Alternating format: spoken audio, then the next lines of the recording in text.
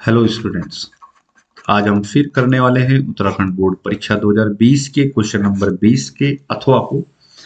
और प्रश्न है सर हमारा कि समपराशरी, अल्पपराशरी, अतिपराशरी विलयन क्या होते हैं। अब देखिए सर, सम, अल्प, अति तो तब समझ में आएंगे जब हमें समझ आ जाए पराशरी से क्या अर्थ है।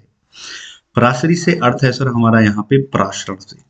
किससे अर्थ है सर हमारा? पराशरण से। और ये पराशरण के बाद पराशरण दाब से रिलेटेड होने वाला है सर। तो पहले समझते हैं पराशरण और फिर समझते हैं सर पराशरण दाब। जल्दी से समझने की कोशिश करेंगे। चित्र में देखिए सर, एक तरफ आपको दे रखा है विलायक और दूसरी तरफ दे रखा है विलयन। और इस मान लेते हैं सर ये विलायक है जल का, विलायक आपने जल ले रखा है सर। और ये मान लेते हैं कि ये आपने जल और चीनी का मिक्सचर ले रखा है। किसका विलयन ले रखा है सर? जल और चीनी का। इन दोनों विलयन में क्या होने वाला है सर, जरा चेक कीजिए।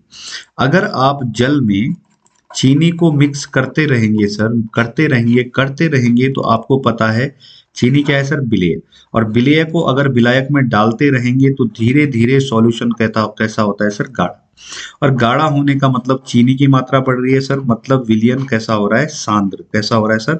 सांद्र। मतलब इसकी सांद्रता क्या है सर? ज्यादा। इसकी सांद्रता क्या है? ज्यादा। जिसमें विलेय पदार्थ ज्यादा घुला हो सांद्रता ज्यादा है। और जल में यहां तो सिर्फ विलायक है सर, विलेय तो है नहीं।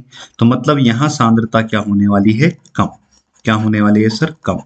जब भी आप दो ऐसे सॉल्यूशन को कांटेक्ट में लाते हैं सर जिसमें एक की सांद्रता ज्यादा हो और एक की सांद्रता क्या हो? कम, जब इनको हम इस तरीके से लगा देते हैं सर, कांटेक्ट में ला देते हैं और इनके बीच में लगा देते हैं सेमी प्रीमिएबल मेम्ब्रेन।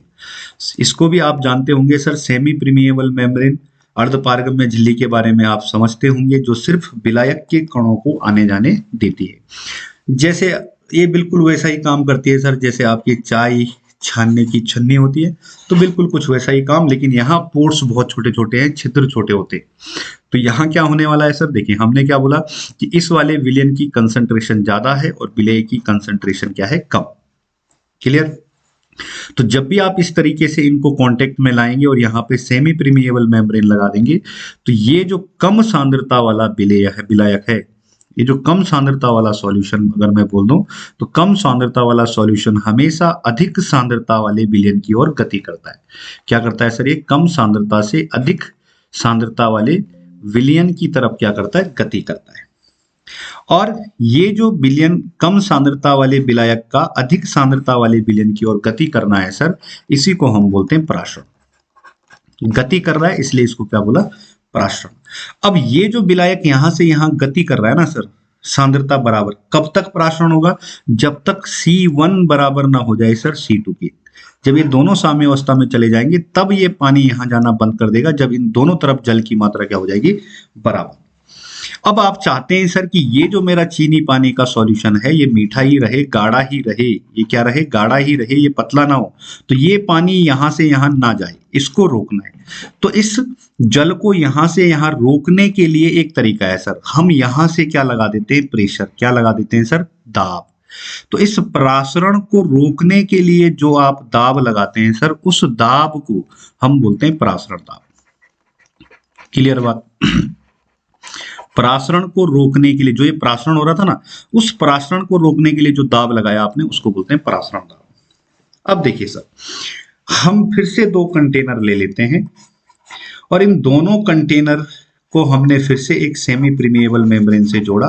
अब ये दोनों प्रेशर कुछ ना कुछ दाब लगा रहे होंगे सर, तो जिसका ज्यादा दाब होगा सर उसको बोलते हैं अति पराशरी। जिसका पराशरण दाब क्या हो? ज्यादा, उसको बोलते हैं सर अति पराशरी। और जिसका पराशरण दाब होता है कम, उसको बोलते हैं अल्प पराशरी। और जब इन दोनों का पराशरण दाब इक्वल हो जाता है सर, तो उस कंडीशन में हम इसको क्या बोलते हैं? समपराशरी। और समपराशरी में हमेशा ध्यान रहे सर, कंसंट्रेशन क्या होती है? हमेशा बराबर। यहाँ पराशरण नहीं होता है। जब इधर का प्रेशर भी बराबर होगा सर और इधर का प्रेशर भी क्या होगा? बराबर, तो ऐसी कंडीशन में पराशरण नहीं होता है, ये आपको ध्यान रखना है। तो प्रश्न का अर्थ उत्तर सीधा है सर, जिनका प्राशण दाब समान होगा वो समप्राशरी है, जिसका प्राशण दाब कम होगा अल्पप्राशरी है, और जिसका अधिक होगा उसको क्या बोलेंगे, अतिप्राशरी। देखते हैं सर हम अपना खा इसी का दूसरा प्रश्न। इसी का खा क्या है सर कि 1 बिलियन का प्राशण दाब 3.2 है। अब 2 एटीएम है, बार है, नहीं दिया है सर, जिसके पर लीटर में, अब देखिए लीटर आया है तो मतलब ये होने वाला है सर बार में 20 डिग्री सेल्सियस पर 45 ग्राम सुक्रोज घुला है। आर के मान की गणना कीजिए। यहाँ पे ध्यान दीजिए सर, कुछ बातें आपको ध्यान रखनी है। पहला, प्राशण दाब आया है तो आपका फॉर्मूला होने वाला है पाई इक्वल टू CRT, ये यूज होने वाला है सर। दूसरा, आर के मान की गणना करनी है सर, तो आप जानते हैं आर तो कांस्टेंट है, आर तो कैसा है सर, कांस्टेंट है, तो इसकी वैल्यू भी क्या होनी चाहिए, कांस्टेंट, फिक्स होनी चाहिए। सॉलिड स्टेट जब हमने पढ़ा था सर, हमने पढ़ा था सॉलिड स्टेट, और सॉलिड स्टेट के जब भी हमने क्वेश्चन आंसर किए सर, तो मैंने आपको बताया था कि जब भी Ag और कॉपर जैसे एलिमेंट का मोलर मास आपको पूछा जा रहा है तो ये तो फिक्स वैल्यू है, मोलर मास फिक्स है, तो आपको ये हमेशा याद रखना चाहिए सर, ताकि बोर्ड के पेपर में आपको समय मिल सके। तो ऐसे ही यहाँ पे R का मान कांस्टेंट है सर, और R की वैल्यू हमें याद होती है, और याद होती है सर, तो हमें बहुत ज्यादा कैलकुलेट करने की जरूरत नहीं है। तो ट्राई करते हैं सर। मेरे पास दे रखा है 1 बिलियन, जरा आप, और इसका प्राशण दाब है सर 3.2। तो आपको शुरुआत कैसे करनी है चेक कीजिए। दिया है आपको पाई, प्राशण दाब दे रखा है सर, तो पाई दे रखा है आपको 3.2 बार, एटीएम भी लिख सकते हैं। अब पर लीटर दे रखा है सर, तो सीधी सी बात है, वॉल्यूम आपको दे दिया 1 लीटर। 20 डिग्री सेल्सियस का मतलब भी आप समझते हैं सर, टी दे रखा है, और टी का मतलब क्या है, 20 डिग्री का मतलब सीधी सीधी बात है सर 273 प्लस 20 मतलब 293 केल्विन आपको टेम्परेचर दे रखा है। 45 ग्राम सुक्रोज घोल रखा है सर, तो देखिए पर लीटर सॉल्यूशन है और इसमें 45 ग्राम सुक्रोज घोला है, तो मतलब ये है विलेय, और विलेय को हम देते हैं W2, और ये कितना है सर, 45 ग्राम। कितना है सर, ये 45 ग्राम। अब आर के मान की आपको गणना करनी है सर, और अणुभार दे रखा है, तो अणुभार देने का मतलब है M2, और M2 आपको कितना दे रखा है सर, 342 ग्राम। आपको निकालना क्या है सर, आपको निकालना है आर की वैल्यू, आर हम कैलकुलेट कर देंगे। अब इस कैलकुलेशन से पहले आपको कुछ और चीज मैं समझाना चाहूंगा सर, तो ध्यान देंगे आप लोग। आपको जब भी आप इस तरीके के क्वेश्चन करते हैं तो आप लोग सीधे सीधे वैल्यूज पुट कर देते हैं, तो ऐसा नहीं करना है सर। पहले फॉर्मूले को अपने तरीके में बना लीजिए, क्योंकि आपको आर निकालना है, तो मैं सरल तरीके से समझाने की कोशिश करता हूं। देखिए आपको निकालना क्या है, आर, तो आप लिख दीजिए सर, सॉरी, पाई बराबर क्या होता है आपका, CRT। यहाँ पे C क्या है सर, कंसंट्रेशन, सांद्रता, और सांद्रता मोल पर लीटर है, तो मतलब मोलेरिटी है ना। तो ये C को आप लिख सकते हैं सर, यहाँ पे C बराबर क्या होता है आपका N/V। तो पाई बराबर आपका क्या होने वाला है सर, N/V RT। अब NV क्या होता है सर, आपका N बराबर होता है given mass upon molar mass. तो यहाँ N को भी इसी टर्म्स में लिख दीजिए सर, तो ये बराबर होने वाला है क्या, W अपॉन, अब ये विलेय है तो W2 अपॉन M2 अपॉन आने वाला है सर क्या, वॉल्यूम, और इनटू आ जाएगा सर क्या, ये RT। अब देखिए इसके बटे में ये है, इसके बटे में हम क्या मान लेंगे सर, 1, तो बीच वाले का बीच वाले के साथ, और नीचे वाले का नीचे वाले के साथ। तो अगर आप इसको कैलकुलेट करेंगे सर, सेट करेंगे, तो क्या आ जाएगा सर, ये आपका पाई बराबर ये आपका हो जाएगा W2 upon M2 into V into क्या आ जाएगा सर, ये आपका RT। क्लियर है। अब देखिए आपको निकालना तो R है ना, और अगर आपको R की वैल्यू चाहिए तो ये दोनों चले जाएंगे इधर, और ये भी आ जाएगा नीचे, और ये T भी कहाँ आ जाएगा, नीचे। तो ये दो ऊपर पाई के साथ और ये दोनों नीचे। तो R बराबर आपका क्या होने वाला है, W2, सॉरी, R बराबर आपका क्या होने वाला है, जरा चेक कीजिए,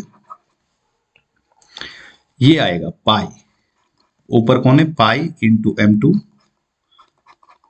इंटू क्या आ जाएगा सर, V अपॉन क्या आ जाएगा आपका W2 इंटू T। पाई की वैल्यू कितनी है सर 3.2 बार, M2 की वैल्यू कितनी है सर 342 ग्राम, वॉल्यूम कितना है सर आपका 1 लीटर, और W2 कितना है सर आपका 45 ग्राम, और T कितना है सर आपका 293 के।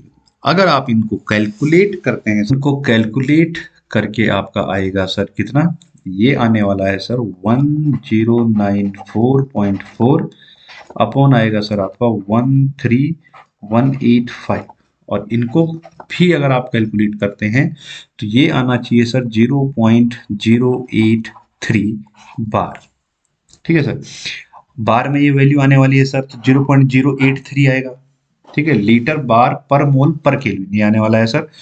तो ये वैल्यू लगभग पास है सर किसके 0.0821 की, और ये आर की क्या है सर एक्चुअल वैल्यू। तो आप डायरेक्ट इस वैल्यू को यहाँ पे लिख सकते हैं। तो ध्यान रखिए सर, अगर आपको ऐसे ही टिप्स और ट्रिक्स चाहिए तो आपको चैनल को करना होगा लाइक, आपको करना होगा सर सब्सक्राइब, और शेयर करना ना भूलिए सर, तो लोगों को ज्यादा से ज्यादा जानकारी